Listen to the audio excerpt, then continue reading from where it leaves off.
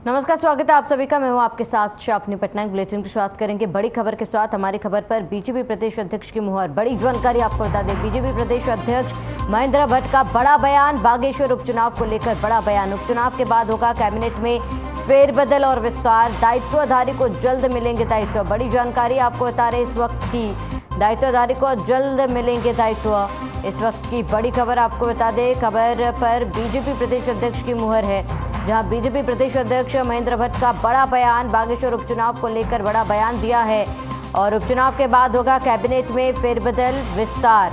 दायित्वधारी को जल्द मिलेगा दायित्व। बड़ी जानकारी आपको बता दें, खबर पर बीजेपी प्रदेश अध्यक्ष की मुहर लगी है। बीजेपी प्रदेश अध्यक्ष महेंद्र भट्ट का बड़ा बयान। बागेश्वर उपचुनाव को लेकर बड़ा बयान सामने आया है। उपचुनाव के बाद होगा कैबिनेट में फेरबदल और विस्तार। बड़ी जानकारी, अहम खबर आपको बता रहे हैं इस वक्त की बड़ी खबर। बीजेपी प्रदेश अध्यक्ष की मुहर लगी है। बीजेपी प्रदेश अध्यक्ष महेंद्र भट्ट का बड़ा बयान। बागेश्वर उपचुनाव को लेकर बड़ा बयान। उपचुनाव के बाद होगा कैबिनेट में फेरबदल और विस्तार। दायित्वधारी को जल्द मिलेंगे दायित्व।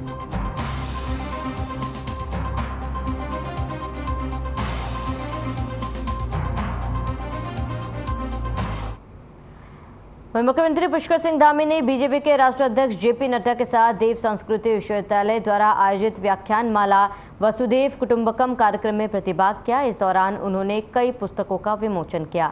वहीं सीएम पुष्कर सिंह धामी और जेपी नड्डा ने देव संस्कृत विश्वविद्यालय परिसर स्थित महाकाल मंदिर में पूजा अर्चना की, जिसके बाद उन्होंने शौर्य दीवार पर पुष्पांजलि अर्पित कर परिसर में पौधारोपण किया।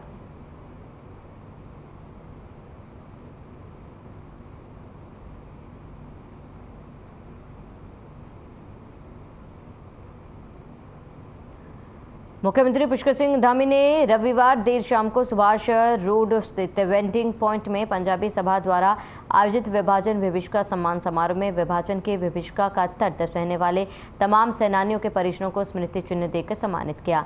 उन्होंने विभाजन के दौरान अपनी जान गंवाने वालों को श्रद्धांजलि अर्पित की। मुख्यमंत्री ने विभाजन विभीषिका के दौरान दिवंगत लोगों की स्मृति में स्मृति स्थल के निर्माण की भी घोषणा की। इस अवसर पर मुख्यमंत्री ने वयोवृद्ध विद्यावंती सरदार मनोहर सिंह नागपाल, नानक चंद नारंग, भवानी दास अरोड़ा आदि को सम्मानित किया।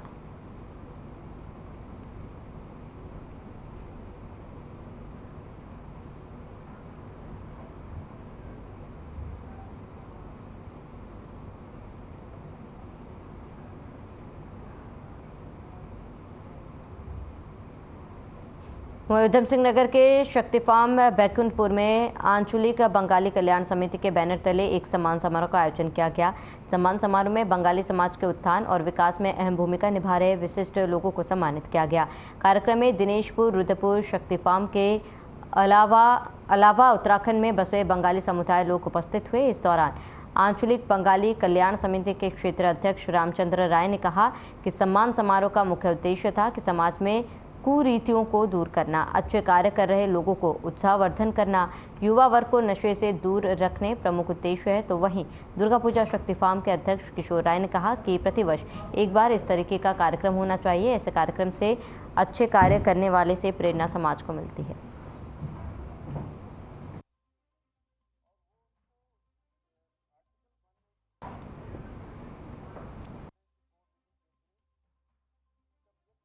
जो आज इस मंच पर सजाया है और इसका एक प्रयास किया जा रहा है बंगाली कल्याण समिति की ओर से। हकीकत बात यह है कि सरकारें आई और गई, लेकिन इस विषय में अभी तक कोई ऐसा प्रयास नहीं किया गया जिससे स्कूलों में भी ये व्यवस्था की जाए।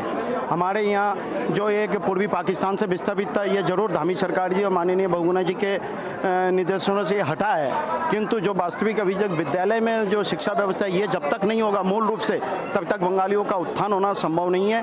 और यहाँ पे जो हमारे बंगालियों में सबसे बड़ी जो कमी है इस वक्त जो देखने को मिल रहा है कि हम शिक्षा के प्रति भी कमजोर होते जा रहे हैं और इसका कारण विद्यालय परिस्थितियां हैं। कल्याण समिति का मुख्य उद्देश्य यही है कि बंगाली समाज के प्रबुद्ध जनों को, जो हमारे समाज के लिए प्रेरणादायक है, प्रेरणा के कार्य किए हैं, जो आज हमारे समाज में है नहीं, लेकिन उनके कार्यों की प्रेरणा को लेके हमें आगे बढ़ना है। और हमारी जो समाज में सबसे बड़ी हमारे काम ये है कि हम अपने क्षेत्र के सम्मानित लोगों को एक मंच में हम लोग बुलाएं, ताकि हम अपनी भाषा, संस्कृति, कला, उन्नयन और विकास के बारे में हम सोच पाए। रही बात आपने बंगाली समाज के लिए कहा, हमारी बंगाली समाज की सबसे बड़ी जो देन है वो है राष्ट्रगान और राष्ट्रगीत, जो हमारे बंगाली समाज के लोगों ने ही दिया है।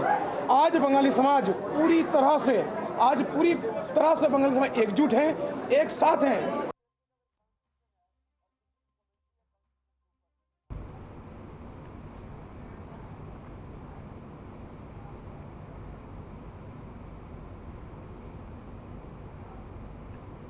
बिलासपुर में चले भूमि बचाओ आंदोलन दिन प्रतिदिन अब अपना दायरा बढ़ाता नजर आ रहा है, जो कि इस अनिश्चितकालीन सत्याग्रह आंदोलन को 27 दिन हो चुके हैं, जिसमें भारतीय किसान यूनियन के राष्ट्रीय महासचिव राजवीर सिंह जादौन पहुंचे और किसानों के चल रहे इस आंदोलन की जानकारी ली। साथ में सभा को संबोधित करते हुए केंद्र और राज्य की सरकारों पर जमकर हमला बोला। उन्होंने कहा कि सभी सरकारों की नीयत में खोट है और सरकार किसानों की जमीन हथियाना चाहती है, लेकिन हम ऐसा नहीं होने देंगे।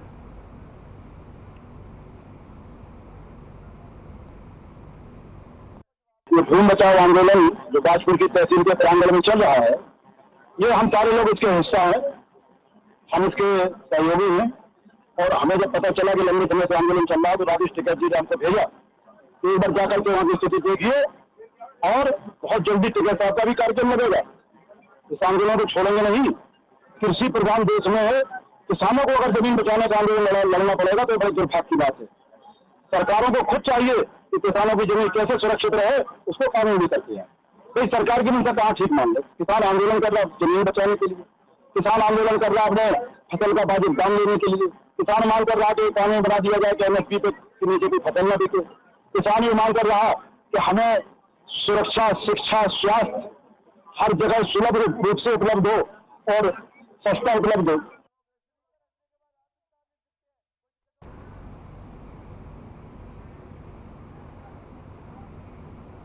विकासनगर शहर और आसपास की सड़कों पर यातायात उल्लंघन करने वालों की अब खैर नहीं है। दरअसल संभागीय परिवहन विभाग की बाइक इंटरसेप्टर दौड़ रही है, जो कि मुख्य मार्गों के साथ ही लिंक रोड पर भी चालान काटती हुई नजर आ रही है। वहीं परिवहन विभाग डालीपुर बाइक इंटरसेप्टर की टीम अंबाड़ी अंतर्गत जलालिया क्षेत्र में चालान काटती हुई नजर आई है।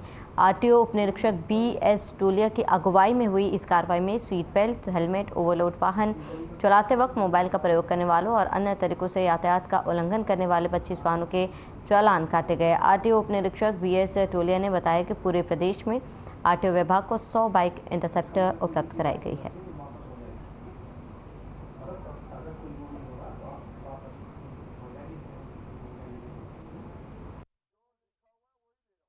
पहले तो हमारे विभाग में था नहीं ये चीज़ें, अब ये नया मतलब जो है कि इसमें जो है कि मोटरसाइकिल हो गई, ओवरलोडिंग हो गया और जो है कि ट्रिपल राइटिंग हो गई, जैसे मतलब मोबाइल हो गया, उसमें हम लोग इसमें चालान करते हैं। और जो है कि लोग जागरूक भी करते हैं लोगों के, भाई हेलमेट पहना करो और सीट बेल्ट पहना करो, सारी चीज़ें बताते हैं। तो आज कितने चालान किए गए? आज जो है कि अभी 26 चालान करते हैं। तो कुछ जुर्माना वसूल है या जुर्माना वसूल नहीं, सब ऑफिस में जमा होता है, ऑनलाइन होता है ना ये पैसे जमा, हम लोग जैसे शहरी क्षेत्र में भी यातायात तो काफ़ी आवश्यक रहता है, इसके लिए कुछ किया जाएगा क्या? उसके लिए जब एकदम बाजार में तो जो है कि मतलब अपने तरफ से तो पूरी कोशिश कर रहे हैं।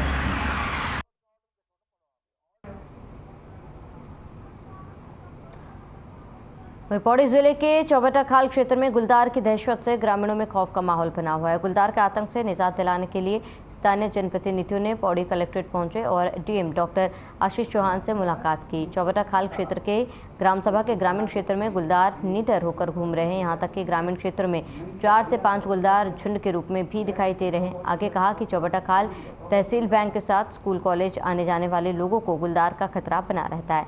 घरों से बाहर आने जाने में भी अब ग्रामीण डर रहे हैं। उन्होंने जल क्षेत्र में पिंजरा लगाकर गुलदार के आतंक से निजात दिलाने की मांग की, जिस पर जिलाधिकारी ने कार्रवाई का आश्वासन देते हुए गढ़वाल वन प्रभाग के DFO से मिलने के लिए कहा है।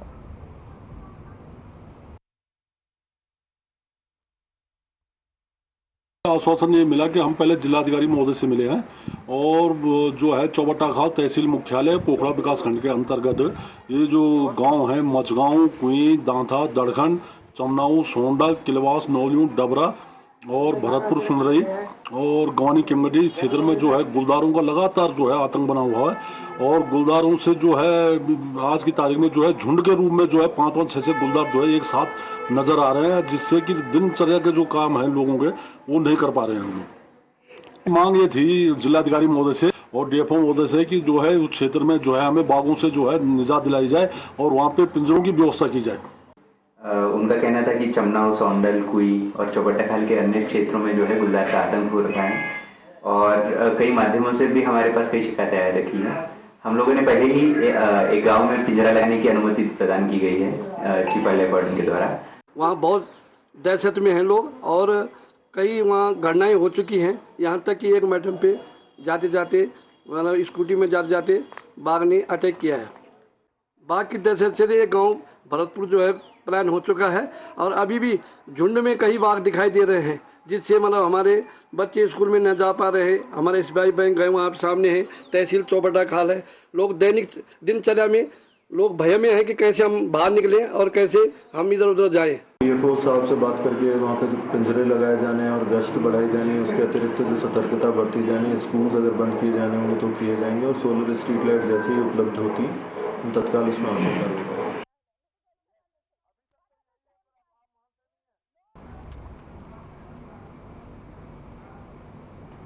उत्तर भारत के सुप्रसिद्ध देवीधुरा बगवाल मेले का शुभारंभ किया गया। जिला पंचायत अध्यक्ष चंपावत ज्योति राव ने ये कार्यक्रम शुभारंभ किया। इस अवसर पर अध्यक्ष ज्योति राय ने कहा है कि मां वाराही धाम की असीम कृपा से इस मेले को भव्य और सुंदर बनाने के लिए सबने मिलकर कार्य किया, तभी यहाँ इतनी भारी संख्या में लोग आते हैं।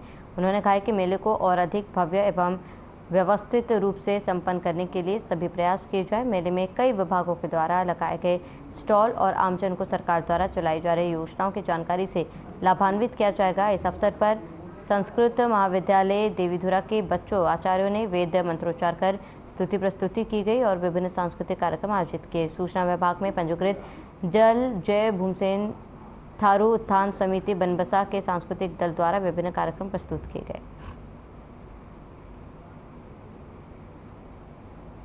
आज हमारे विश्व प्रसिद्ध बगवाल मेले का शुभारंभ आज किया गया है, जो कि है मेला 15 दिन तक चलेगा। 31 तारीख को यहाँ मुख्य मेला बगवाल खेली जाएगी, जिसमें हमारे प्रदेश के मुख्यमंत्री आदरणीय पुष्कर सिंह धामी जी यहाँ शिरकत करेंगे। जैसा कि ये मेला हमारी जिला पंचायत करा रही है, तो हमारी जिला पंचायत की तरफ से पूरी तैयारियां हमने कर रखी हैं और हमारा पूरा प्रयास रहेगा कि हम इस मेले को भव्य बनाने में अपना पूरा प्रयास करें और 10 सितंबर को इस मेले का समापन। राजधानी देहरादून के हाथीबड़कला क्षेत्र में स्थित सर्विस स्टेडियम में रक्षाबंधन समारोह का आयोजन किया गया। रक्षाबंधन समारोह में बड़ी तादाद में महिलाओं ने कैबिनेट मंत्री की कलाई पर राखी बांधी। गणेश जोशी ने सभी बहनों को उनकी रक्षा करने का वादा किया। भाई बहन के इस अटूट प्रेम के पावन पर्व को लेकर तमाम बहनें पहले से ही इंतजार कर रही थी। देहरादून के सर्वे मैदान में आयोजित हुए रक्षाबंधन समारोह में राखी बांधने का सिलसिला शुरू होने से पहले रक्षाबंधन समारोह में कई लोकगीत भी प्रस्तुत किए गए।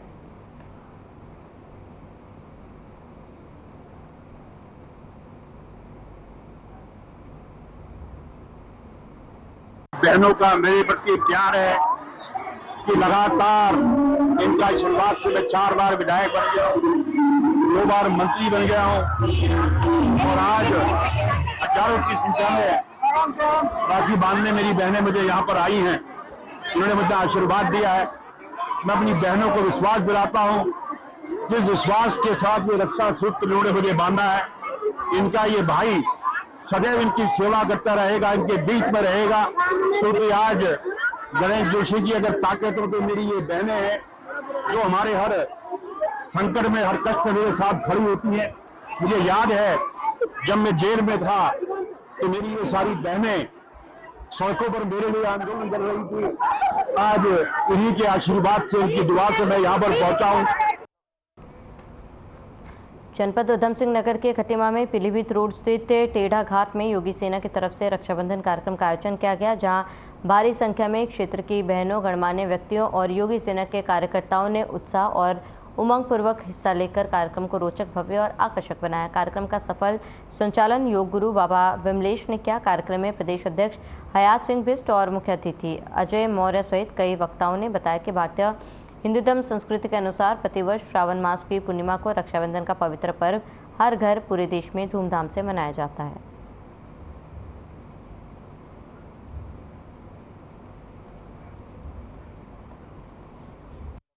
आज हमारे टेढ़ा घाट में राष्ट्रीय योगी सेना की ओर से आज हमारे मातृशक्ति, हमारी बहनों के लिए एक रक्षाबंधन के उपलक्ष्य में राष्ट्रीय युवा सेना ने एक कार्यक्रम रखा है हमारे यहाँ इस टीड़ा घाट में, और प्रत्येक वर्ष रक्षाबंधन और अन्य त्योहारों में लगातार यहाँ पर सामाजिक दृष्टि से यहाँ पे कार्यक्रम होते रहते हैं। हमारे राष्ट्रीय युवा सेना के प्रदेश अध्यक्ष हयात सिंह जी लगातार यहाँ पर हर उत्सव और महोत्सव का लगातार कोई ना कोई यहाँ पर कार्यक्रम कराते रहते हैं। और इस बार रक्षाबंधन हमारा 2 दिन बाद रक्षाबंधन है, तो उससे रक्षाबंधन से 2 दिन पहले ही हमारे यहाँ एक रक्षाबंधन का एक कार्यक्रम कराया, और इतनी बड़ी संख्या में हमारी माताएं बहनें हमारे आज यहाँ पर उपस्थित हुए हैं, और ये कार्यक्रम एक जोरदार बड़े उत्साह के साथ मनाया जा रहा है।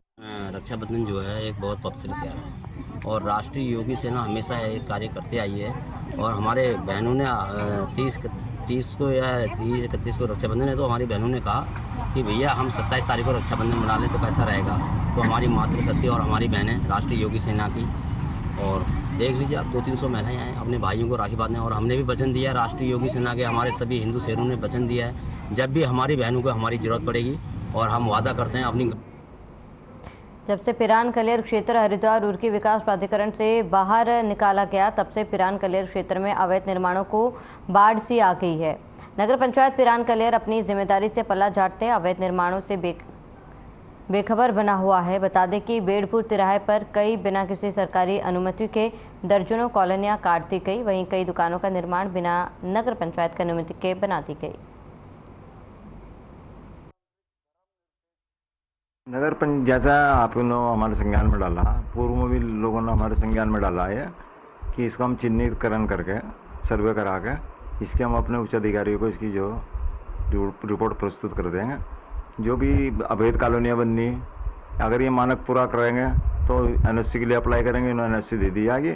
वर्तमान में फिलहाल किसी के द्वारा जो NOC के लिए अप्लाई नहीं किया गया। सर, जो रुड़की रोड पे 2 होटल का निर्माण हो रहा है, उनकी NOC आपके यहाँ से गई है? रुड़की रोड पर NOC के लिए अप्लाई किया था, अभी दी नहीं गई। निर्माण तो कंप्लीट हो रहा है सर, अभी NOC तो हम हमारे द्वारा दी नहीं गई। आपदा का खतरा झेल रहे लखवाड़ गांव में प्रशासनिक अधिकारियों के साथ उप जिलाधिकारी ने पहुंचकर क्षेत्र का जायजा लिया। वहीं उन्होंने लखवाड़ जला विद्युत परियोजना के लिए भूमि अधिग्रहण हेतु लोक सुनवाई भी की। वहीं कालसी विकासखंड अंतर्गत लक्ष्यार और लखवाड़ ग्राम सभा में एक कार्यक्रम का आयोजन किया गया, जिसमें प्रशासनिक अधिकारियों सहित SDM कालसी युक्त मिश्रा भी मौजूद रहे। दरअसल लखवाड़ क्षेत्र में प्रस्तावित लखवाड़ जल विद्युत परियोजना के लिए भूमि अधिग्रहण हेतु जिलाधिकारी देहरादून ने SDM युक्ता मिश्रा को सोशल इम्पैक्ट असेसमेंट कमेटी के अध्यक्ष नामित किया है। सामाजिक समाघात अध्ययन समिति सोशल इम्पैक्ट असेसमेंट कमेटी के चेयरपर्सन के रूप में DM मैडम ने SDM कालसी को नामित किया था। उसी की आज बैठक आयोजित की थी।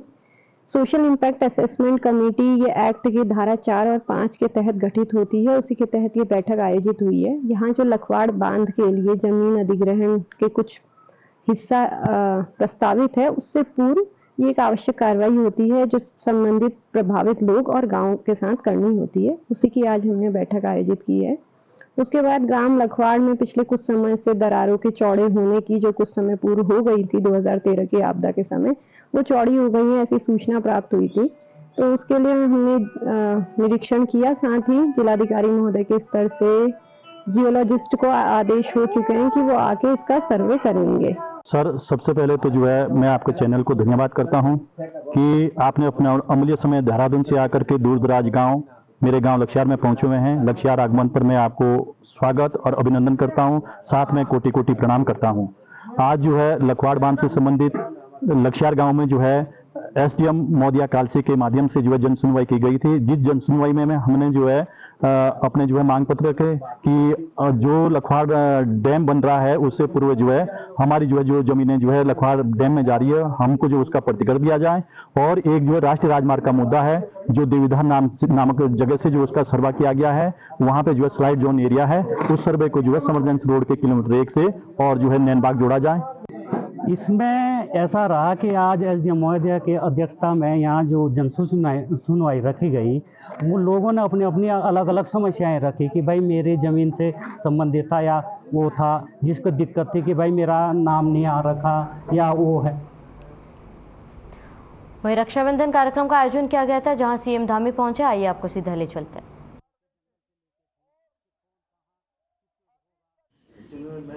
इनका वैसे नाम लेता नहीं था कई जगह, तो मुझे लोगों ने कहा, एक दो कार्यक्रम में मैं गया तो उन्होंने कहा कि आप इनका संबोधन नहीं करते। तो उपस्थित है दिवाकर तो वैसे देखने आया, आप अच्छा होता कि दिवाकर कोई गाना सुनाता। सुना सकते हो लास्ट में?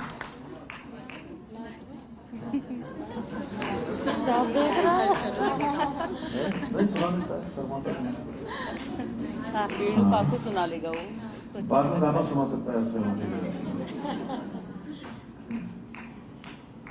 यहाँ पर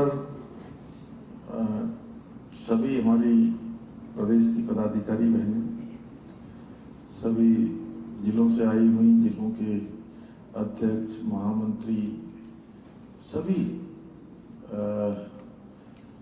हमारे सभी पदाधिकारियों में से हमारी सभी जो बहनें यहाँ पहुंची हैं, मैं सबसे पहले तो इसका नाम पहले जनता दर्शन हॉल होता था, तो इसका हमने नामकरण बदल दिया, इसका नाम रख दिया मुख्य सेवक सदन। तो इस मुख्य सेवक सदन में वैसे तो पिछले साल भी आए थे, उससे पहले साल भी हम लोगों ने रक्षाबंधन किया लगातार, ये तीसरे साल हम लोग कर रहे हैं, तीसरी बार रक्षाबंधन का हो रहा है। तो जो पहले से आए हैं वो तो उनका मैं स्वागत करता हूँ, लेकिन जो पहली बार आज आए हैं उनका विशेष रूप से मैं स्वागत करता हूँ। देखिए, ये रक्षाबंधन का त्यौहार हमारे लिए बहुत ही, हमारे लिए पौराणिक महत्व भी रखता है, सांस्कृतिक महत्व भी रखता है, तमाम सारी मान्यताएं इस त्योहार से जुड़ी हुई हैं। और इस वर्ष का जो रक्षाबंधन है वो हमारे लिए बहुत विशेष है। विशेष इसलिए है कि इस बार हमारा जो चंद्रयान जो चंद्रमा पर पहुंचा है, दक्षिणी ध्रुव में पहुंचा है, तो उस चंद्रयान को चंद्रमा में पहुंचाने में जो अनुसंधान किया गया है, जो खोज की गई है, जो वैज्ञानिक उसमें काम कर रहे हैं, जो आविष्कारक काम कर रहे हैं, उसमें बहुत बड़ी जो संख्या है वो महिलाओं की है, आप सब लोगों की है। और मैं अभी 2 दिन पहले यहाँ पर आप सब लोगों को वैसे जानकारी होगी, यहाँ पर IIRS इसरो के जो 16 प्रमुख केंद्र हैं, प्रमुख संस्थान हैं पूरे देश के अंदर, उसमें से एक बहुत बड़ा हमारे है Indian institute of remote sensing. तो उस रिमोट सेंसिंग इंस्टीट्यूट में मुझे जाने का अवसर मिला, वहां भी मैं देख रहा था बहुत सारी वैज्ञानिक, सारी महिलाएं हैं, और उन सबको बधाई देने का अवसर मिला। दूसरा,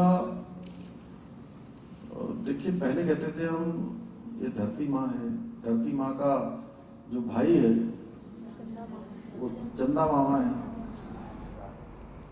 चलिए, इसी के साथ इस बुलेटिन में फिलहाल में सब देते हैं। देश प्रदेश के तमाम बड़ी खबरों के लिए बने रहे हमारे साथ।